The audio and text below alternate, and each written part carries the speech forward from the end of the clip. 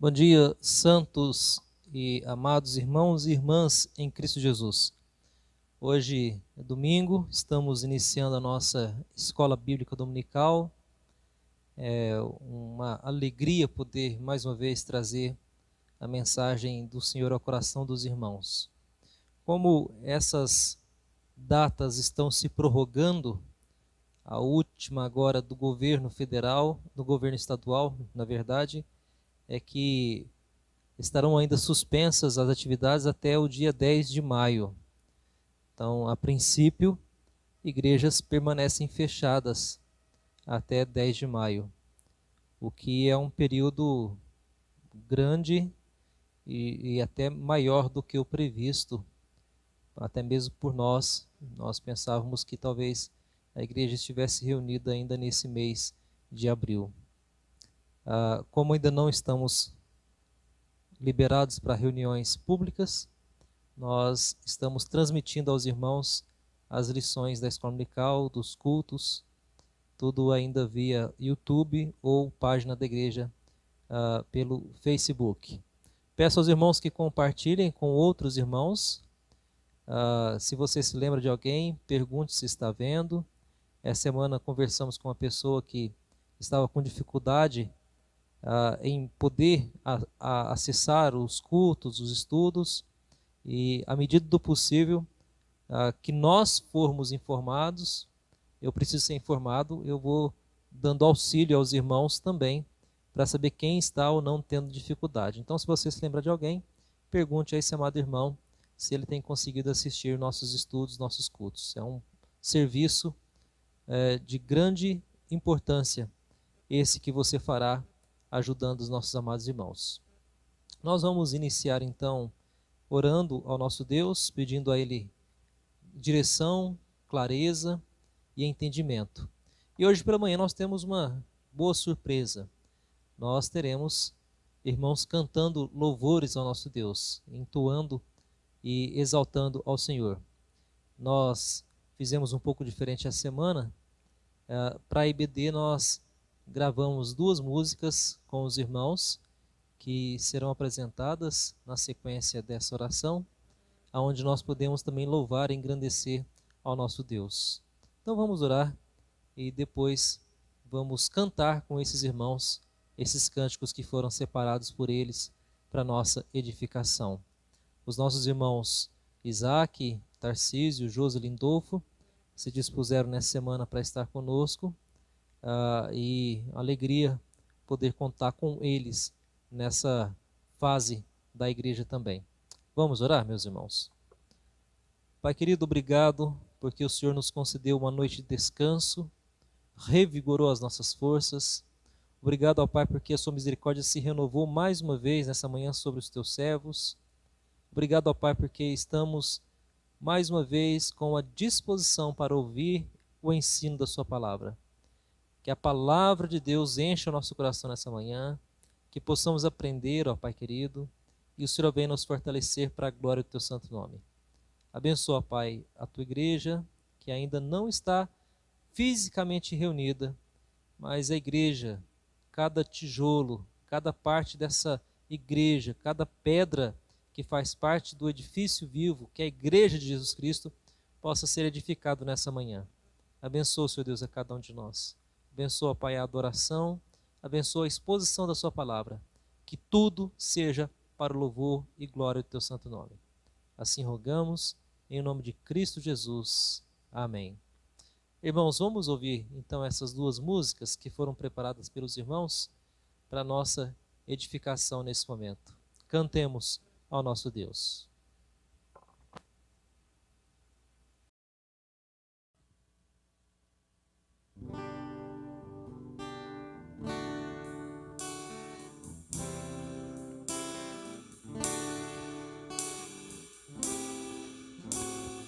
Tu não habitas em tendas, nem em templos feitos por mãos.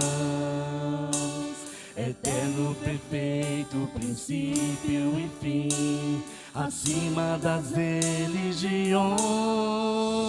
Não há nada no céu, na terra ou no mar, semelhante a ti, Senhor.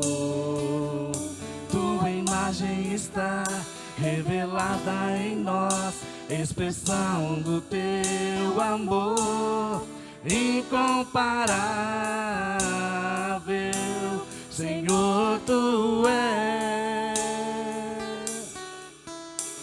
Tua voz ressoa como um trovão, e as nuvens são o pó dos teus pés, incomparável, Senhor, tu és. Minha alma está apegada a ti, Senhor, incomparável és. Tu não habitas em tendas, nem em templos feitos por mãos. Eterno, perfeito, princípio e fim, acima das religiões. Não há nada no céu, na terra ou no mar, semelhante a ti, Senhor. Tua imagem está revelada em nós, expressão do teu amor incomparável, Senhor, tu és. Tua voz ressoa como um trovão, e as nuvens são o pó dos teus pés, incomparável, Senhor, tu és. Minha alma está apegada a ti, Senhor, incomparável és, incomparável, Senhor, tu és. Tua voz ressoa como um trovão, e as nuvens são o pó dos teus pés, incomparável, Senhor, tu és. Minha alma está apegada a ti, Senhor, incomparável és. Minha alma está apegada a ti, Senhor, incomparável és.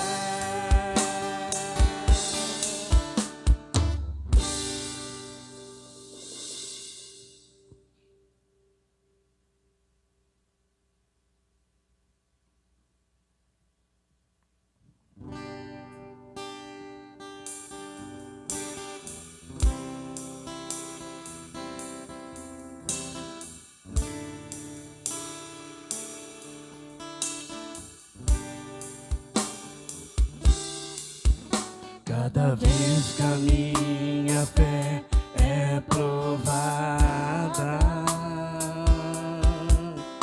tu me dás a chance de crescer um pouco mais. As montanhas e vales, desertos e mares que atravessam me levam pra perto de ti. Minhas provações não são maiores que o meu Deus, e não vão me impedir de caminhar. Se diante de mim não se abrir o mar, Deus vai me fazer andar por sobre as águas, rompendo em fé.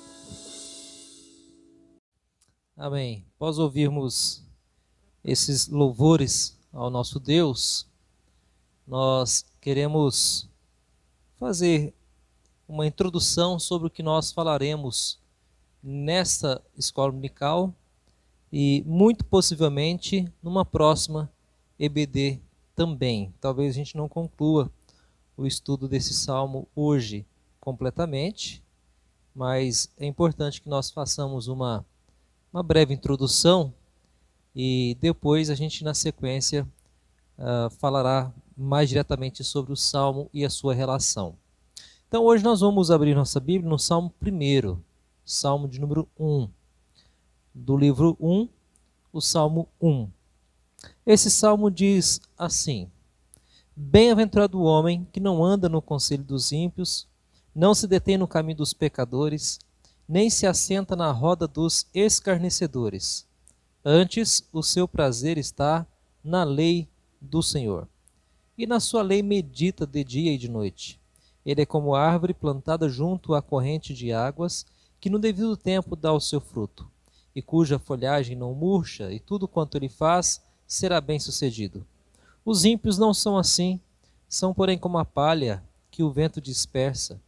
Por isso os perversos não prevalecerão no juízo, nem os pecadores na congregação dos justos, pois o Senhor conhece o caminho dos justos, mas o caminho dos ímpios perecerá.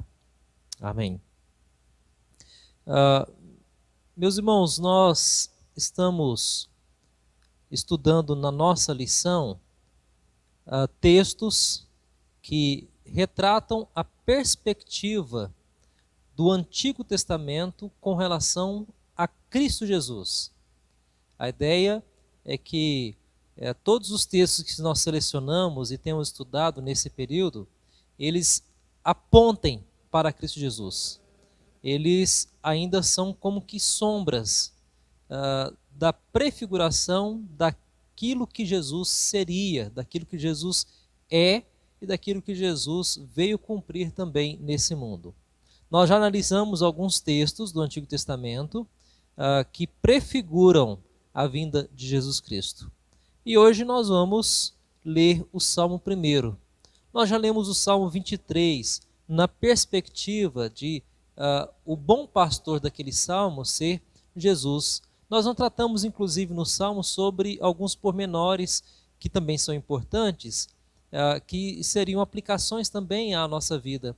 A questão de andar, a questão do cajado e todas as aplicações que são feitas naquele salmo com relação ao pastor que cuida das suas ovelhas. Mas hoje também nós faremos da mesma forma, vamos tentar nos ater a um amplo aspecto histórico até chegarmos aos Salmos. Eu quero explicar algumas considerações importantes sobre o livro dos Salmos, porque o Salmo 1, ele é um salmo importante que vai introduzir algumas coisas importantes no livro do Saltério. Então é importante que eu faça algumas aplicações nesse texto antes de falarmos exatamente sobre a apresentação de Cristo a partir do Salmo 1. O Salmo 1, inclusive, nós temos em nossa própria edição, revista, ao qual estamos estudando, que ele é o cântico do justo. E quem é esse justo e como que esse justo procede? Nós temos, obviamente, aplicações a nós, pessoas, e uma aplicação muito especial, que é o próprio Cristo, que nós veremos mais à frente. Voltando um pouquinho, nós vamos analisar primeiro aquilo que Deus declarou em Gênesis. Deus, no princípio, criou todas as coisas. Então isso é importante que nós já tenhamos em mente que Deus, no princípio, destaca que Ele é o autor da criação. E no desenrolar desse processo da criação, Ele se fez presente, Ele estava presente quando houve luz, quando formou os mares, quando formou as estrelas, quando formou o homem. A palavra de Deus dá vida a tudo aquilo que existe e Ele habita em tudo o que Ele criou também. Deus, Ele preside, Ele é soberano sobre tudo e sobre todas as coisas. Isso, inclusive, inclui as pessoas. Então ele preside sobre nós, quer nós estejamos em nossas casas, nesse período de quarentena, ele preside sobre nós, quer no período que estamos nas nossas atividades normais, na escola, no trabalho, ou em qualquer outro lugar, enfim, qualquer lugar que seja, Deus ele preside sobre a nossa vida. Apesar disso, ainda que nós saibamos que o Senhor é o Senhor ao qual pertence toda a terra e tudo que nela se contém, ele, na história, escolheu alguns lugares para que ele se fizesse como referência à sua habitação. Por exemplo, nós temos em Gênesis a questão do cosmos, e o cosmos em Gênesis é apresentado como o grande templo de Deus. Porque o texto em Gênesis fala que os céus e a terra, ou seja, Isaías também fala um pouco sobre isso quando ele diz assim: o céu é o meu trono e a terra o estrado dos meus pés. Então Deus habitou no cosmos.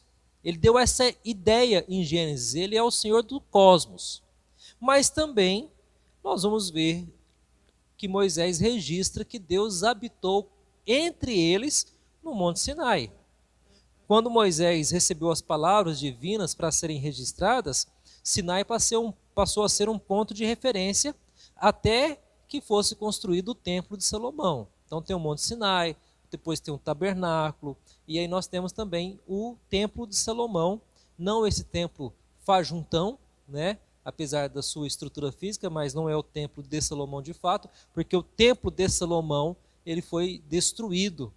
E a partir desse templo de Salomão, o Monte Sião, né, passou a ter predominância, mas não como habitação de Deus entre o povo.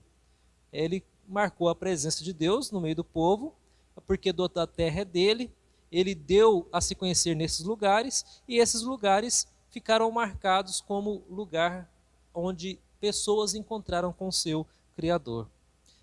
Isso é importante, porque quando Deus se encontra com a sua criatura e a criatura se encontra com o seu Criador, existe uma troca de informações. Para que nós conversemos com Deus, há algumas recomendações, como por exemplo assim, sede santos como eu sou santo.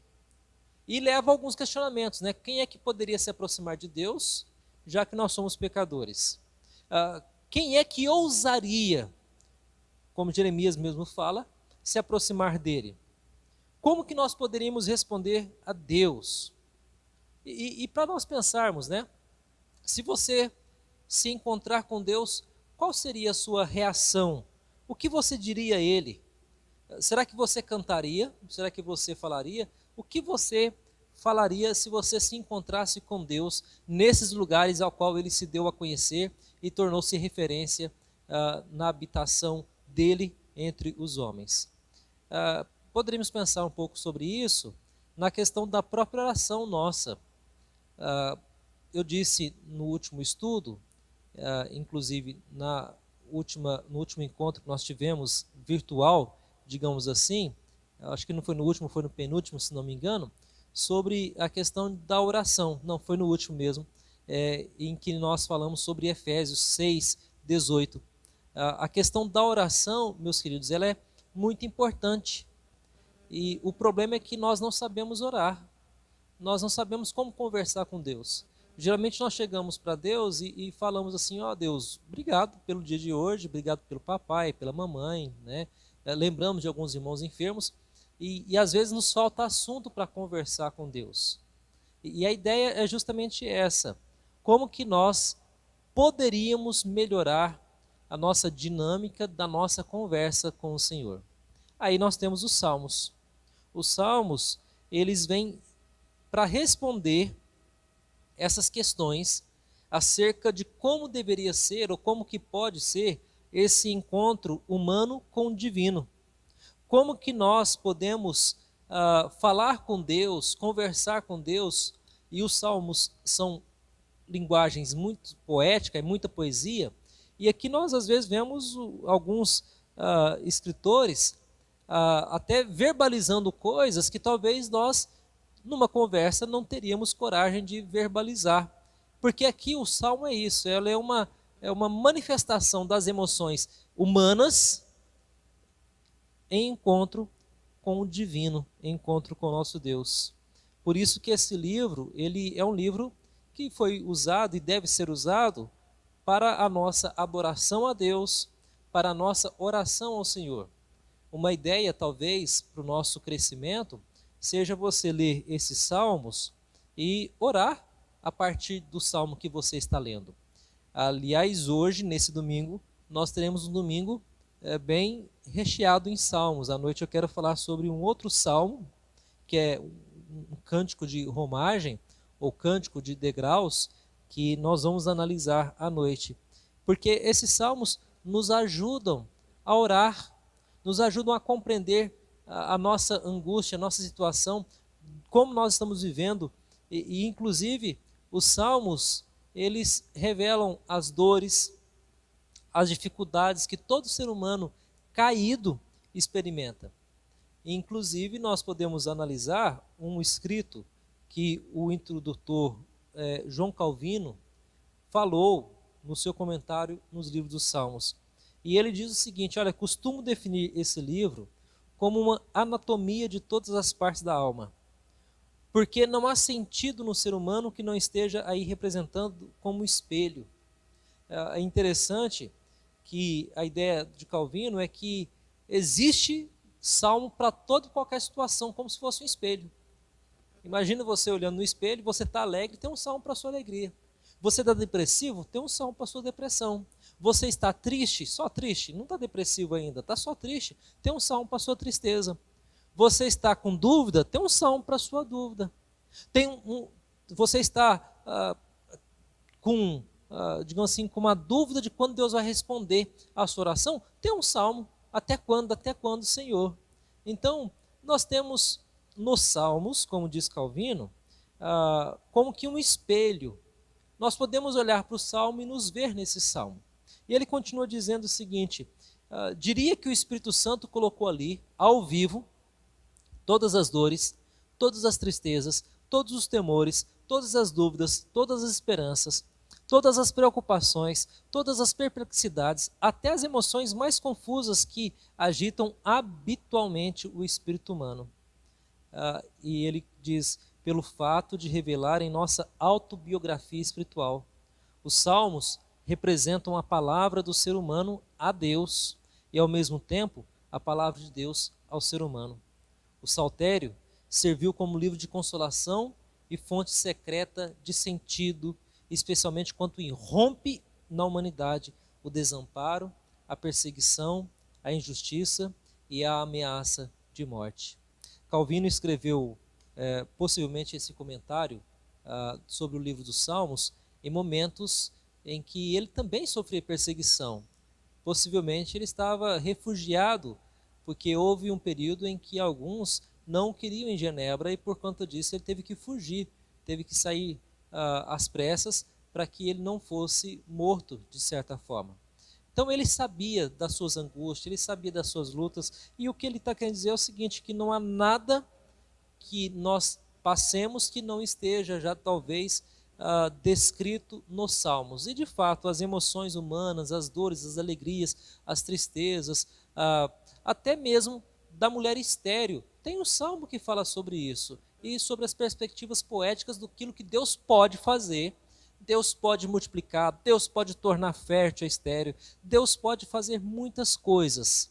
Então essa é a ideia que eu quero trazer para os irmãos, ou seja, os Salmos é uma porta de entrada para a nossa edificação. Tem um escritor, um filósofo francês, Henri Bergson, e ele diz o seguinte, que das centenas de livros que eu li, nenhum me trouxe tanta luz e conforto quanto esses poucos versos do Salmo 23, que foi o salmo que nós já estudamos. O Senhor é o meu pastor e não me faltará. Ainda que eu ande pelo vale da sombra da morte.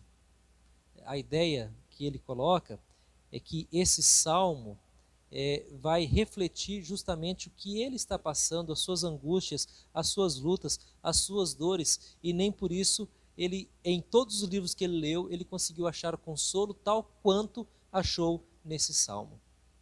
Ler o salmo é uma experiência que deve ser uma experiência avassaladora, deve ser uma experiência que nós deixamos o campo teórico e o salmo deveria penetrar no mais profundo da nossa alma, porque estamos entrando junto ao santuário de Deus, o lugar onde Deus se encontra com pessoas, que no caso sou eu e você.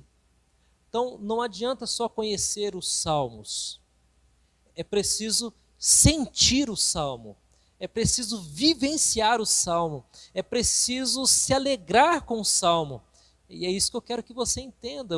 Quando eu peguei o texto para estudar essa semana e entrou no Salmo 1, que vai apresentar Cristo, né, também nesse Salmo, eu não poderia deixar de falar da importância desse livro, da importância do saltério. Talvez até sirva para introduzir uma série de sermões esporádicos que nós possamos trazer à igreja sobre o livro dos Salmos, porque a igreja precisa sentir que quando ela lê o Salmo, quando ela conversa com Deus através do Salmo, é uma conversa que às vezes pode ser indireta, mas ela também pode ser direta. E ela é íntima, mas ela também é uma conversa honesta, é uma conversa de coração aberto. E esse aspecto não é de se estranhar no saltério, porque nesse salmo e nos salmos que nós temos estudado e vamos continuar estudando, que era cantado, que era, digamos assim, metrificado, e as pessoas cantavam, porque o cântico ele é algo impressionante. Você pode não se lembrar de tudo que eu trago para você, tá certo que convide, você pode ir e voltar, mas você não vai se lembrar de tudo que eu falo, toda a informação, mas quando tem uma música, aquilo fica martelando na sua cabeça, e os salmos, eles são músicas que deveriam martelar no coração e na mente dos israelitas, do povo de Deus e do nosso também. Então o salmo é especial. O salmo traz para nós uma relação do cosmos com aquilo que aconteceu no jardim, do cosmos e o tabernáculo que Deus se revelou, do cosmos e o templo que Deus habitou, do cosmos com a igreja, ou seja, Deus, ele fala com a igreja, Deus ele fala conosco, Deus está conosco a todo instante e a todo momento. Por isso que Jesus Cristo é a pedra angular do tabernáculo de Deus, da igreja de Deus, e nós somos pedras integrantes nessa igreja, cuja base e o topo é o próprio Cristo. E todo esse percurso, aonde nós somos chamados, escolhidos, salvos, consolados pelo Senhor, a nossa vida precisa passar pelo livro dos Salmos. Momento de oração e louvor. Se você não sabe como orar, leia os Salmos e ore os Salmos. Não é rezar o Salmo, não é repetir o Salmo. É você ler um Salmo e falar, Senhor, eu estou passando por isso. Por exemplo, o Salmo 4, eu não vou ler todo o Salmo, mas o Salmo 4, versículo 1, ele fala assim, responde-me quando clamo, ó Deus da minha justiça. Imagina você conversando com uma autoridade superior a você, e você está falando, a pessoa não escuta, e você fala assim, responde-me! A ideia é que você pode, no Salmo, manifestar as suas emoções. Deus, você está demorando demais em me responder. Deus, me responde porque eu estou clamando. Deus, me responde porque eu estou aflito. A ideia é que você pode orar e falar, Senhor, eu estou nessa situação, eu tenho orado, tenho clamado, e o Senhor não está respondendo. Responde-me, Senhor, porque o meu coração está aflito. O Senhor é o Deus da minha justiça. Na minha angústia, o Senhor tem me aliviado. Tem misericórdia de mim, Senhor. Eu sei que eu sou um pecador, eu sei que eu sou miserável, mas ouve, ó Senhor, a minha oração. A ideia é essa que eu quero que você entenda nessa manhã. É que os salmos, eles adentram a nossa alma, eles adentram as nossas emoções, eles adentram o mais íntimo daquilo que estamos sentindo, que às vezes não conseguimos expressar. E talvez estejamos vivendo um momento assim hoje em dia. As pessoas estão ansiosas, angustiadas por conta dessa quarentena. Existem muitas perspectivas pessimistas e eu oro a Deus e peço a Deus que elas não se concretizem.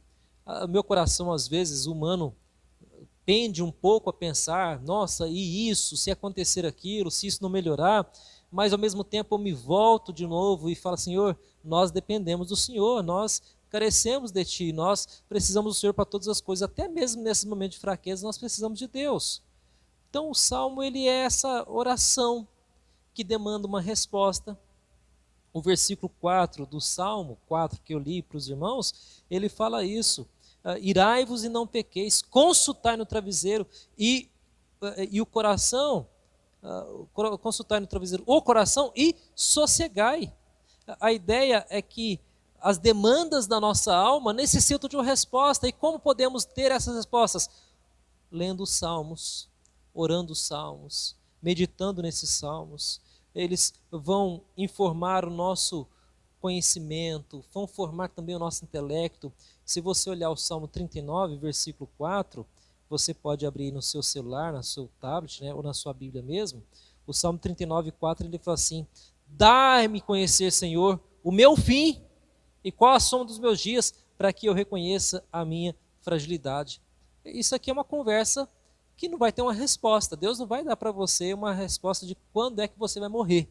Mas o salmista, de forma poética, ele fez isso. Ele falou assim: Senhor, me dá a conhecer então os meus dias, qual é o meu fim, para que eu possa reconhecer a minha fragilidade.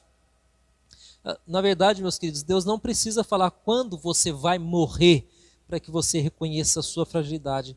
É certo que você vai morrer um dia. Você é frágil, eu sou frágil, nós somos frágeis. Mas vejam que a expressão poética do salmista nos fala justamente isso. É um momento que você pode abrir o coração.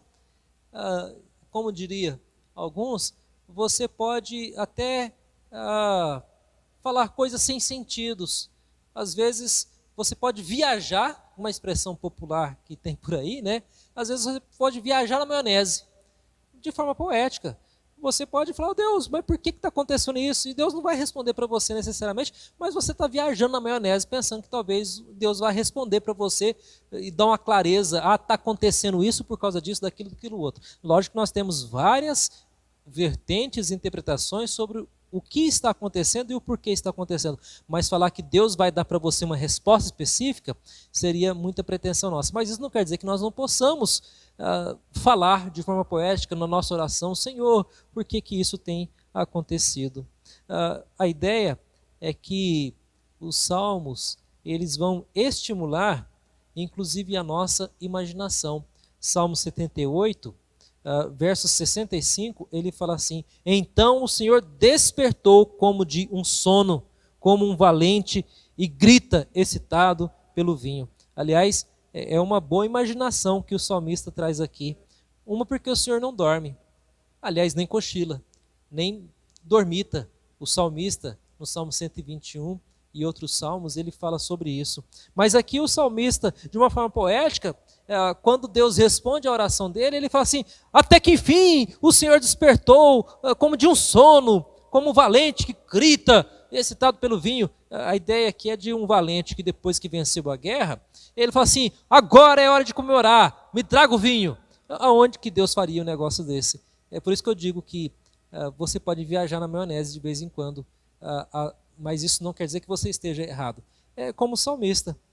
Deus, ele não pede pelo vinho, ele não é como esse valente necessariamente, e ele não dorme, ele não descansa. Então, numa linguagem poética, o salmista meio que teve uma boa imaginação, ele estimulou: Deus é como alguém que estava dormindo e agora acordou, ele respondeu, Deus despertou do seu sono e ele está agora fervoroso, contente, e ele quer celebrar. Por isso que eu estou dizendo que os salmos, eles estimulam inclusive a nossa imaginação sobre como que Deus reagiria em tal situação, como que Deus faria em qualquer circunstância. O fato é que sempre que nos deparamos com o livro dos Salmos, nos deparamos com a palavra de Deus. E sempre que lemos, nós somos transformados e não apenas informados. Essa é uma ideia muito importante nos Salmos. Não necessariamente os Salmos vão só nos dar informação. A função dos Salmos é gerar em nós transformação. Quando eu leio um salmo, o quão transformado eu saí após a leitura daquele salmo. Quando eu leio algum texto dessa palavra de Deus, o quanto transformado eu saí a partir da leitura desse texto. É lógico que nós estamos hoje falando especificamente sobre os salmos, mas isso se aplica a toda a palavra de Deus. Até porque Timóteo, ao ouvir Paulo, na segunda epístola que Paulo escreve para ele, ele diz que a palavra de Deus, ela é inspirada e ela é útil para o ensino, para a repreensão, para a correção, para a educação na justiça, a fim de que o homem de Deus seja perfeito e perfeitamente habilitado para toda boa obra. E os salmos fazem parte dessa verdade. A palavra de Deus, toda a palavra de Deus, ela é útil para o ensino, para a repreensão, para a correção, para a educação na justiça. E os salmos também fazem parte desse processo. E ele não é só para ser cantado. Ele traz informação, mas ele traz transformação no nosso coração. A palavra de Deus, os salmos, como toda a escritura, é importante para a nossa vida cristã ainda nos dias de hoje. Tem algo muito impressionante também nesse salmo, que é a questão da distância cultural que nós estamos dos salmistas, né? É impressionante como que nós estamos distantes da questão linguística, porque tem muita coisa que é particular deles, que é muito particular do salmista. Tem algumas linguagens que são bem particular daquela região, daquele autor, daquele escritor, coisas como gazelas, corça e tantas outras expressões que nós vamos ver com relação ao rei, que é vitorioso, que às vezes há uma interpretação errada também das pessoas. Existem salmos, por exemplo, que é a vitória do rei, e o rei chega e todo mundo bate palma, uma salva de palma para o rei. E às vezes as pessoas confundem pensando que isso é para ser usado na igreja. Como o Salmo 150 também, que diz que todo ser que respira louve ao Senhor. Aqui ele não está falando do templo, da adoração do povo de Deus, ele está falando do templo que é o mundo. O mundo todo adora ao Senhor. Os animais adoram ao Senhor de alguma forma diferente da nossa, mas adoram. Deus os fez dessa forma, com instintos e a adoração totalmente diferente da nossa. Mas nós temos um jeito de adorar a Deus, e Deus deu esse jeito dentro da casa do Senhor, com toda ordem e decência. Então, às vezes, usar salmos para justificar algumas coisas que as pessoas querem colocar dentro da igreja, como adufes e danças que aconteciam em festas do rei, é uma interpretação um pouco equivocada, porque às vezes eles querem ser objetivos, mas nem todo salmo é de fato objetivo. Ele tem o seu contexto, tem a sua linguística, tem o seu aspecto social e cultural, mas que, apesar disso, o Espírito Santo que habita em nós aplica princípios daquele tempo nos dias de hoje, como se fosse hoje. Ou seja, são os mesmos princípios teológicos, apesar de milênios de séculos ao qual eles foram escritos. Existem alguns salmos que foram escritos há cerca de 3.500 anos, né? E antes de Cristo, e alguns outros cerca de 2.500 anos. A questão é que a palavra de Deus, apesar do tempo, ela não muda, ela permanece a mesma. Ela é boa para a nossa edificação, é boa para o nosso crescimento, e nós precisamos aplicar sempre ao nosso coração. O Salmo 1, ele tem algo também importante para nosso estudo, que vamos fazê-lo possivelmente na próxima semana, que essa semana, como eu disse, essa seria uma parte mais introdutória. E esse salmo, ele vai destacar a importância de nós termos uma vida de adoração, uma vida de submissão a Deus. E esse salmo, ele vai falar que você ou está no caminho ou não está no caminho. Essa é uma coisa importante nesse salmo. Esse salmo, ele vai transferir para nós um convite sábio e prudente para sermos justos. E se não formos justos, nós seremos ímpios. Nós seremos pessoas que caminharão para ficar longe do Senhor. Mas tem uma coisa muito importante que eu quero destacar antes de encerrar a nossa aula, que esse salmo, primeiro, ele também é uma porta de entrada para uma porção significativa de toda a Bíblia. Porque talvez isso não esteja tão evidente para nós ao lermos esse salmo. Porque a Bíblia que nós temos hoje, do Antigo Testamento, não é a mesma ordem em que Jesus, por exemplo, leu e estudou o Antigo Testamento. Jesus, por exemplo, em Lucas, capítulo 24, 44, ele faz menção do livro de Salmos. Mas olha que interessante o contexto quando ele estava conversando com os discípulos a caminho de Emaús. E ele fala assim: a seguir Jesus lhes disse: são essas as palavras que eu vos falei, estando ainda convosco. Importava se cumprisse tudo o que a mim estava escrito na lei de Moisés, nos profetas e nos salmos. Percebam que Jesus ele divide o Antigo Testamento em 3 grandes períodos, ou 3 grandes porções, que ali dentro dessas porções nós temos os livros. Nós temos Moisés, que é Torá, que começa com Gênesis, Êxodo, Levítico, Número e Deuteronômio. Nós temos os profetas, que é Nevim, que nós temos os profetas que começam com Josué. Interessante, né, que na Bíblia hebraica, o primeiro profeta ao qual começa esse conjunto de livros dos profetas começa com Josué. Aí depois tem Juízes, Samuel. Eu vou colocar aqui para você ler e anotar depois, se você assim quiser. E temos os escritos, ou Ketovim, que começa com Salmos. Jó, Provérbio, Cântico dos Cânticos, Ruth, Lamentações, Eclesiastes, Esther, né, Daniel, Esdras, Neemias e Crônicas.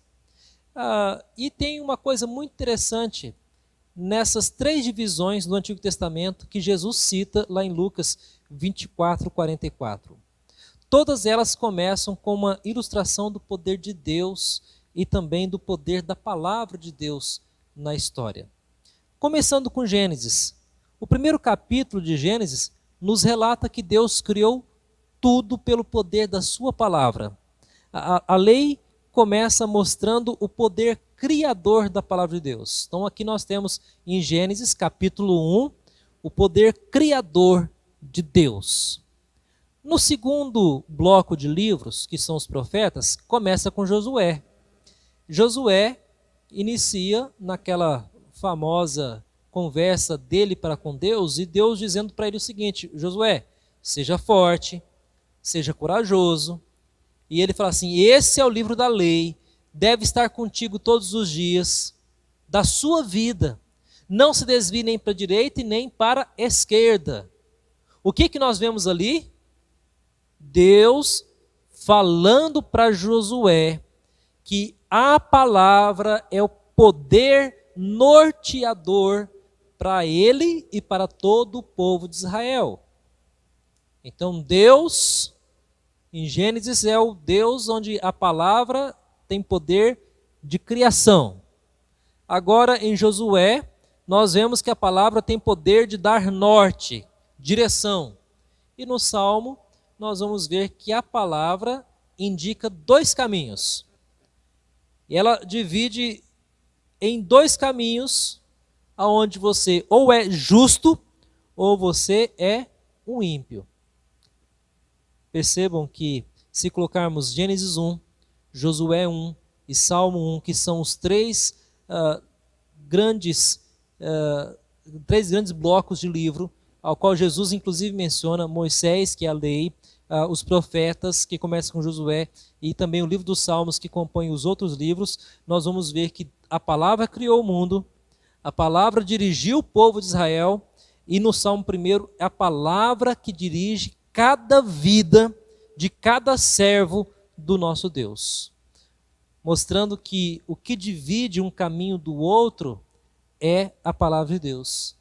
Então o Salmo 1, ele vai contrastar que o único caminho possível para o justo é a palavra de Deus. Não há outro caminho para o justo que não seja a palavra de Deus.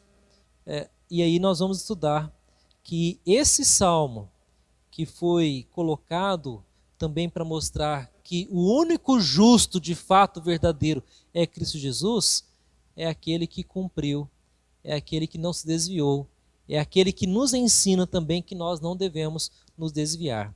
Mas isso fica para a semana que vem. Semana que vem eu vou falar um pouco mais sobre esse salmo, sobre o contraste dele, mais especificamente. Hoje eu queria fazer mais essa introdução, porque ela é importante para entendermos todo o contexto.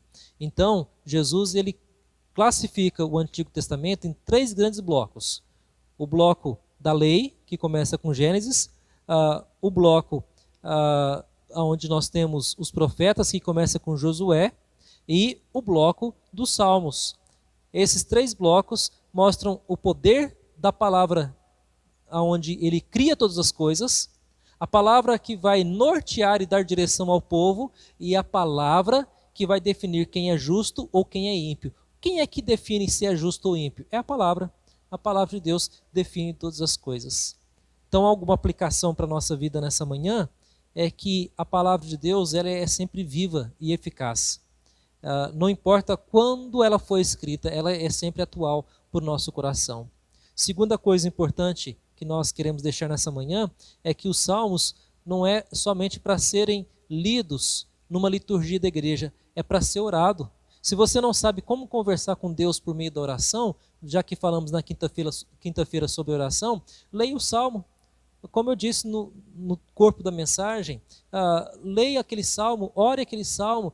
O salmo é retrato da nossa alma, é o que estamos passando. Existe um salmo para a sua necessidade, para a sua situação de estado emocional. Se você está triste, tem um salmo. Se você está alegre, tem um salmo. Se você está depressivo, tem um salmo. Se você está doente, tem um salmo. Se você está em pecado e quer confessar, tem um salmo para isso também. Então, todos os trejeitos da nossa vida, existe um salmo para nos responder e nos alimentar nessa manhã. Deus abençoe a sua vida. Amanhã, segunda-feira, iniciamos mais um dia na graça do nosso Deus, e na semana que vem retornamos sobre esse assunto dos salmos, que com certeza edificará bastante a nossa vida. Deus abençoe os nossos queridos irmãos nessa manhã, com a graça e com a misericórdia do nosso Deus. Amém? Deus abençoe. Vamos orar? Pai querido, obrigado por essa manhã tão agradável ao estudar a sua palavra, principalmente ao receber, ó Pai, instruções sobre os salmos, sobre a sua palavra, que é viva, verdadeira e eficaz, palavra que criou, palavra que dá direção, palavra que define quem é justo e quem é ímpio. Que nós sejamos, ó Pai, aqueles que trilham o caminho daquele que é justo, o caminho de Cristo, o caminho do nosso Redentor. Abençoa, Senhor Deus, os irmãos nesse domingo. Abençoa os irmãos nesse dia do Senhor. Abençoa, Senhor Deus, a refeição dos teus servos e que sejamos fortalecidos pela tua graça. Em nome do Senhor Jesus. Amém e amém. Deus abençoe, irmãos. Até a noite com culto de celebração ao nosso Deus.